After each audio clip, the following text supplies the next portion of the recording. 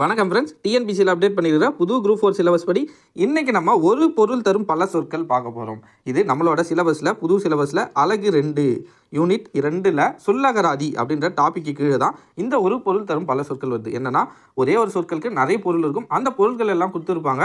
அந்த பொருளுக்கான சரியான சொல் எதுன்னு நம்ம கண்டுபிடிக்கணும். ஃபர்ஸ்ட் கொஸ்டின் பாருங்கள். அருள், பதிவு, கருணை ஆகிய சொற்கள் எதனை குறிக்கும்? இதுக்கான ஆன்சர் என்னன்னா, அதுக்கு முன்னாடி ஆப்ஷன்ஸை பார்ப்போம். ஈகை, நம்ம அருள்னு இருக்கிறதால ஈகை வரும்னு நினைப்போம். பதிவு, கருணை வரதால அன்பு வரும்னு நினைப்போம். ஆனால் இது ரெண்டுமே தவறான விடை. அருள், பதிவு, கருணை இந்த மூன்றுத்துக்கும் பொதுவான ஒரே ஒரு சொல், அதை குறிக்கிற ஒரே சொல் எதுனா இரக்கம். என்னன்னா இரக்கம் என்பதே இந்த கேள்விக்கான சரியான விடை. அடுத்த கேள்வி பாருங்க. ஒரு பொருள் தரும் பல சொற்கள் அதே தான்.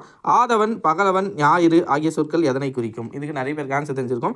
ஆப்ஷனில் மாணவன் இருக்கு, மாணவன் வராது, இறைவனும் வராது, முதியவரும் வராது. அப்போ ஆன்சர் என்னன்னா கதிரவன். நம்ம சூரியனை தான் கதிரவன், ஆதவன், பகலவன் சொல்லுவோம். அடுத்து பாருங்க.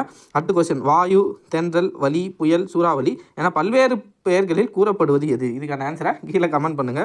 ஆப்ஷன் கதிரவன், காற்று, ஆழி, நிலம். இந்த 4 ஆப்ஷனில் எதுன்னு கீழே கமெண்ட்டில் சொல்லுங்கள். அவ்வளோதான் ஃப்ரெண்ட்ஸ், அடுத்த வீடியோவில் சந்திப்போம். நன்றி.